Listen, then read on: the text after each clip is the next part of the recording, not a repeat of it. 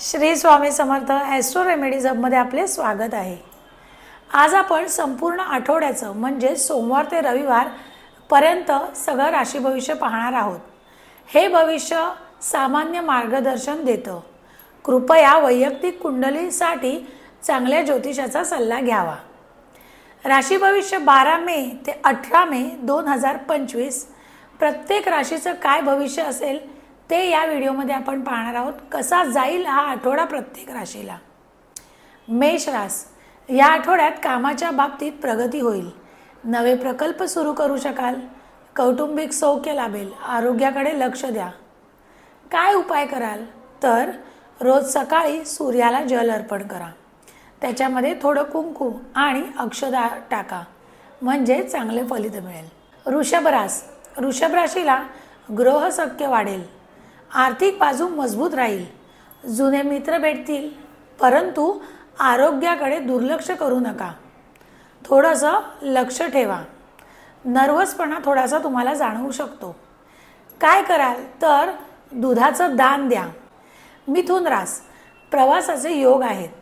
कामात स्थैर्य लाभेल। वैवाहिक जीवनात गोडवा राहील। खर्चावर नियंत्रण ठेवा।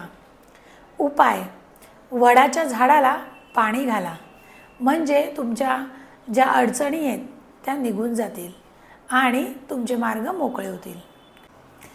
कर्क राशीला मानसिक आनंद मिळेल। जोडीदाराशी मतभेद टाळा। उत्पन्नात वाढ होण्याचे चान्सेस आहेत। वरिष्ठांचा सल्ला उपयोगी ठरेल।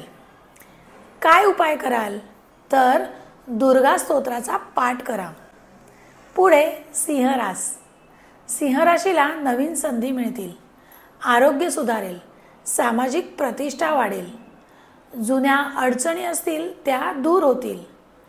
उपाय काय करायचा आहे तर गाईला गूळ आणि रोटी म्हणजे चपाती, गाईला गूळ आणि चपाती खायला घाला म्हणजे तुमचे सगळे मार्ग मोकळे होतील। कन्या राशी, कन्या राशीला प्रेम संबंधात सुधारणा होईल। नोकरीत वाढ होण्याची शक्यता आहे। मित्रांशी संबंध चांगले राहतील।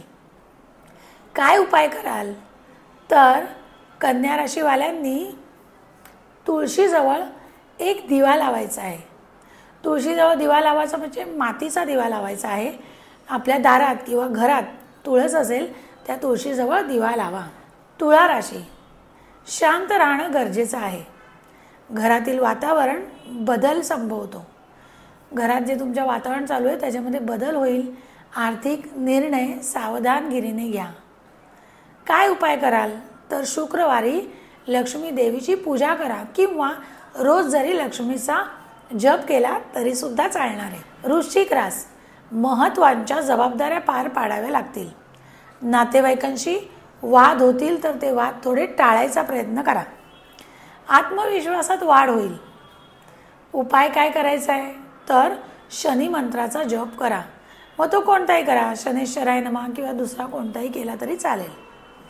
पुढे धनुरास, विद्यार्थ्यांसाठी अनुकूल आठवडा आहे। वरिष्ठांचे सहकार्य चांगले मिळेल। एखाद्या शुभ कार्याची योजना तुम्ही आखू शकाल। उपाय काय करायचा आहे तुम्हाला तर हळदीचं तिळासोबत दान करा। कोणत्याही मंदिरात करा, गुरुजींना केलं तरी सुद्धा चालणार आहे। मकर रास, व्यवसायात लाभ संभवतो। कौटुंबिक जबाबदाऱ्या वाढतील। भावंडांशी संबंध सुधारतील। जर तुमचं काय जुनं वादविवाद असतील तर आता ते सुधारायला मदत होणार आहे। उपाय काय तुम्हाला या आठवड्यात तर शनिवारी काळ्या वस्त्राचे दान करा। कुंभ रास, कला संगीत लेखन क्षेत्रात प्रगती होईल। मानसिक स्वास्थ्य चांगलं राहील। नवे संबंध तयार होतील। उपाय काय करायचा आहे तर शनिवारच्या दिवशी काळे तीळ अर्पण करायचे आहेत। मीन रास, उत्साह वाढेल। आर्थिक लाभाचे संकेत आहेत। जुनी देणी मिळतील। घरात आनंदाचं वातावरण असेल। उपाय काय तर शिव मंदिरात जल अर्पण करा म्हणजे तुमच्या अडचणी सगळ्या दूर होणार आहेत। धन्यवाद।